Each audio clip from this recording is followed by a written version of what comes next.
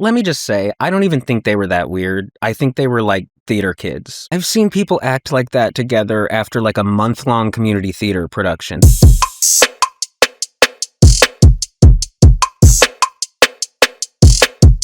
It is the morning of January 22nd, 2026. The Oscar nominations are about to drop, and Wicked fans everywhere are crossing their broomsticks in hopes that their favorite film will be included once again. And as we know, Wicked Part 1 eased on down the road to 10 Oscar nominations and won 2 of them. Nominated for 10 Academy Awards. Best Actress Cynthia Erivo. Best Supporting Actress Ariana Grande. Best Makeup and Hairstyling. Best Costume Design. Best Film Editing. Best Sound. Best Original Score. Best Production Design. Best Visual Effects. And Best Picture of the Year. And then the nominations drop, and Wicked for Good gets 0. Sinners makes history as Wicked for Good misses out. Wicked star Ariana Grande didn't make the cut. She and co-star Cynthia Erivo were both nominated for the film's first installment, but the sequel didn't cast a spell on the Academy this time, earning 0 nominations. It was completely Oz-stracized. And that's what we're going to be unpacking today, because this isn't just a missed Best Picture nomination. It is a full shutout. When blockbusters miss out on some of the bigger categories, they almost always see nominations for things like sound, editing, visual effects. And the first part of Wicked won Oscar for production design and costume design. Yet, For Good did not even make the shortlist in those categories. But if we put emotion aside, we can objectively see that Wicked was one massive shoot over like 160 days. And the whole thing was shot out of order. There were things from Part 2 filmed before things in Part 1. Paul Tazewell designed the costumes for the entire production at once, and Nathan Crowley designed the sets in one creative push. The Academy sees these boxes as checked. They want to reward new work. And in combination with the less than stellar reviews for Good, the momentum was only growing at this point for a collapse. At the time, helicopter! There's also the overexposure aspect, because if you were alive in 2025, you could not escape Wicked. It took over our social feeds. It took over our monuments. It took over our generic brand mac and cheese. I'm not sure they knew what to do with all of this in between the movies, because the campaign sort of fizzled out. Of course, they were going to pull back until the second part was about to come out so that it wasn't just like 3 straight years of Wicked in our faces. But because everything from shampoo to Swiffers to freaking cars had become Glinda and Elphabified, even people who love Wicked were sick of it. And it was only made worse because so many clips from the interviews of them together went viral for not intended reasons. No, you both have to stop. It was Jesus. the highlight of my life. This week, people are taking the lyrics of Defying Gravity and really holding space with that. I didn't know that was happening. I've seen it, yeah. That's really powerful.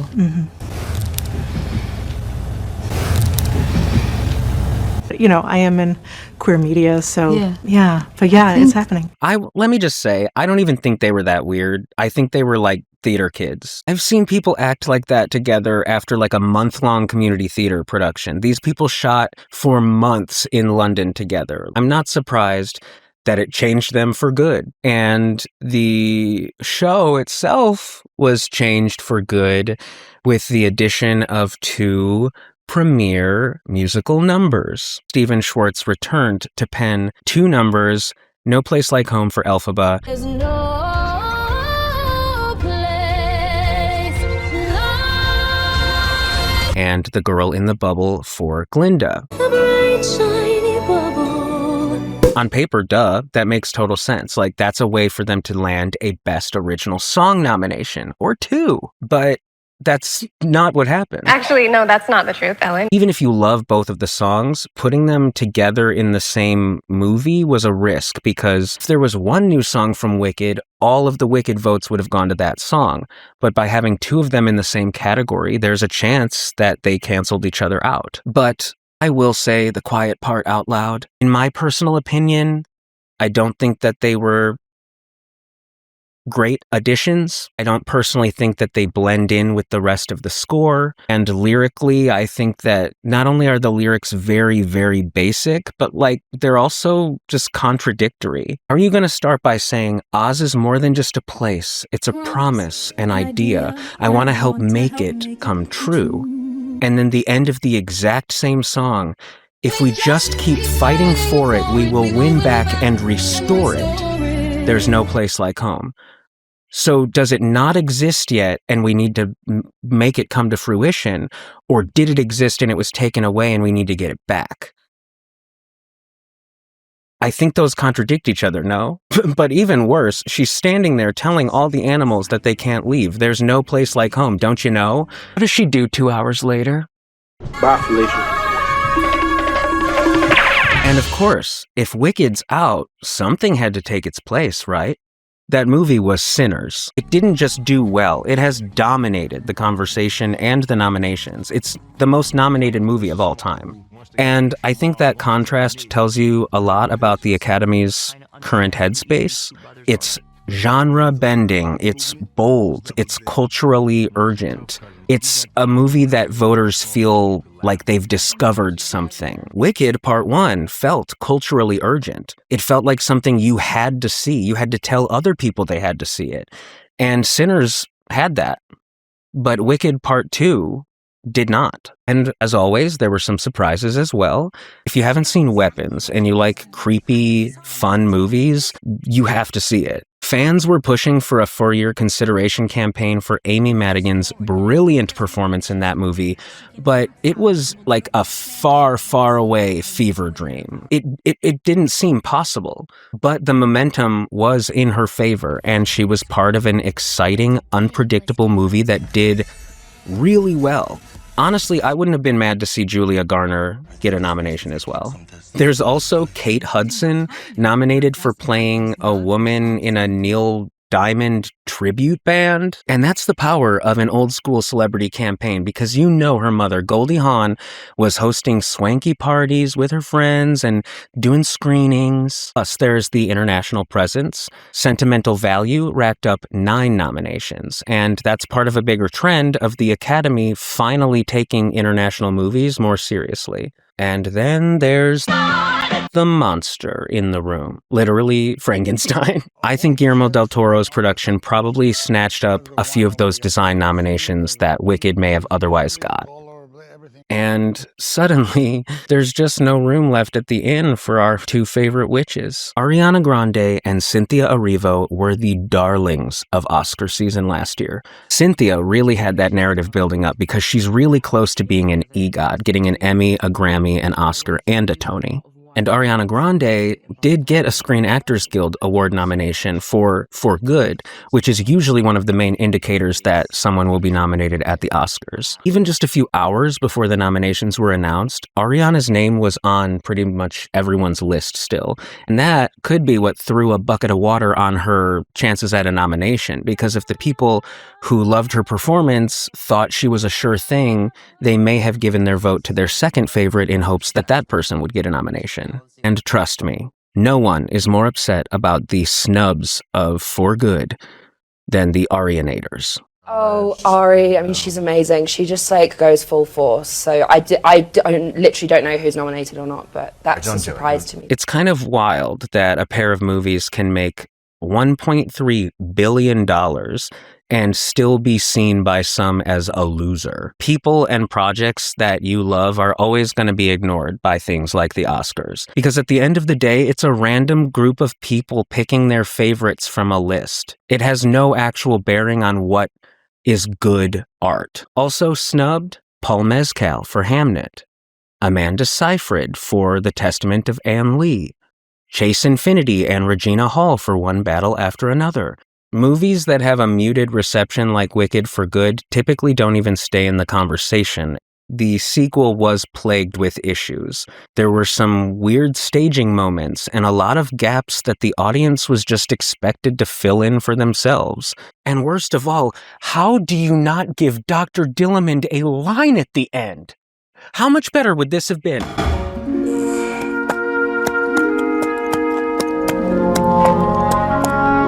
Hello, class. Like, I honestly, though, I did find that baffling. 2 words would have completed Dr. Dillamond's arc. You silenced him, John M. Chu. I don't understand how they possibly could have made the decision to show him there and not have him speak. And they're both just so freaking long. It was so emotional. I mean, 2 hours into that movie, I was just like in tears. Like, I can't believe there's 45 minutes left. It was just like, it's too much. Part 1 is long, but it's more exciting. The numbers are more energetic. If Part 2 had people walking out of the theater feeling the same way that Part 1 did, I think it would have done better. If Act 2 of the musical was as strong as Act 1, I think it would have done better. If the competition this year from the other movies that were released was just different, I think it could have done better. And I'm just going to say, Cynthia is still going to be an EGOT, okay? We've got nothing to worry about. She's freaking multifaceted talent. Even if she didn't win an acting award, she's going to write a song or sing it or direct something. It's going to happen. So just calm down. And Ariana has totally cemented herself as an actress now. You have nothing to worry about. She's already filmed at least a few upcoming high-profile projects. So this is not the end of the world by any means for anyone, except maybe Bach. So in general, the public consciousness is going to think of Wicked as one project. Nobody's going to forget that it's 2 movies, but in general, people are going to talk about it the same way that they always have. It was an Oscar-winning production. For me, I found it intriguing, the idea of splitting it into, at the end of the day, I don't think it was indefensible, but my main criteria is, if you're splitting it in 2, does each part still stand on its own?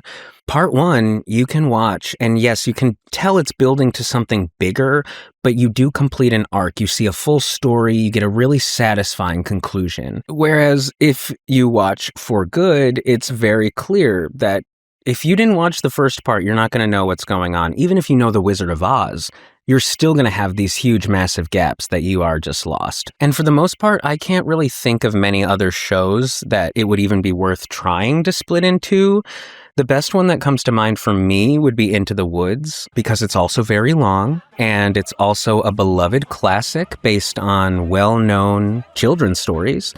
And the first act wraps everything up. It feels like a complete show. If you know what Broadway Junior is, they basically will take a Broadway show and release a junior version so that kids can perform it for kids by kids. So the Broadway Junior version of Into the Woods is literally Act 1. And if you had no idea, you would totally accept it. The journey is complete. Then for Act 2, not only does it still have its own full structure and full climax and arcs for all of the characters, it's building on those familiar stories. So even if you skipped Act 1, not only will the music and lyrics just naturally help you recall everything you might need to know, but if you have the familiarity of those fairy tales in general, Little Red Riding Hood, Cinderella, then you're gonna know enough to understand what's going on. And yes, I am now petitioning for a 2-part Into the Woods movie, so please call me. Also, if they were already gonna steal the transition from Glinda's I'm Not That Girl reprise going into As Long As You're Mine, I really think that's just where they should have slotted her new song in, because I'm Not That Girl reprise is like a half a second long, and where they put it just killed the momentum of the finale completely. Honestly, I think that could be one of the main reasons people left feeling iffy about the movie, because it just brought everything to a screeching halt, and the lyrics are not very strong. So looking back at the 2 movies, now that we've seen them both, I do ultimately believe it probably would have just been better to make one 3-hour epic movie. You wouldn't have to cut too much to make that happen. I also think it could have taken some inspiration from the Wizard of Oz movie, because if you didn't know, in the book Wizard of Oz, the witch is eliminated at like the halfway point. And when they were making the movie, they understood this is going to be more satisfying if we save it for the climax. So obviously they're not going to save Defying Gravity for Wicked Part 2. I think people would have been up in arms if that happened, but they added a bunch of reprises and callbacks to Part 1. What if, when we got to the For Good moment, it went right into the song, and we saved the part that I'm limited through now it's up to you. And at that point, the music actually swells into a reprise of Defying Gravity. But this time, Glinda takes the majority of the solo. The music continues, and Elfie and Fiyero reunite. And we see a beautiful moment where she takes him on her broom and they fly together for the first time. And they look back over Oz, and it's sad and it's romantic. And as the music builds for the last time, she releases her battle cry once and for all, and she and Fiyero zoot off into the distance, which causes a sonic boom thing, which is what leads to the book in front of Glinda blowing open. I don't fucking know. I pulled that shiz out of my ass. Another capital E elephant in the room is that awards often ignore sequels. This movie has had a lot of trouble shaking the accusations that this was a commercial decision and not a creative one. Wicked was back with Wicked for Money. Oh my God.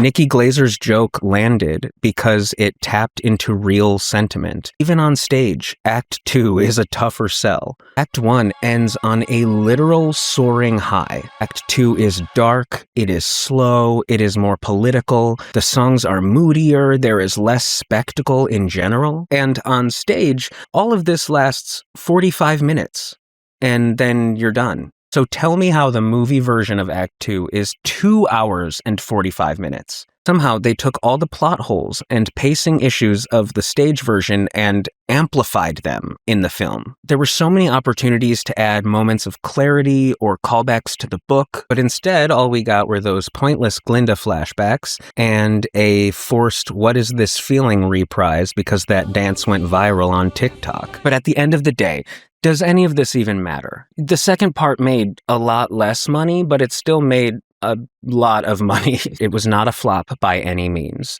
Together they made $1.3 billion.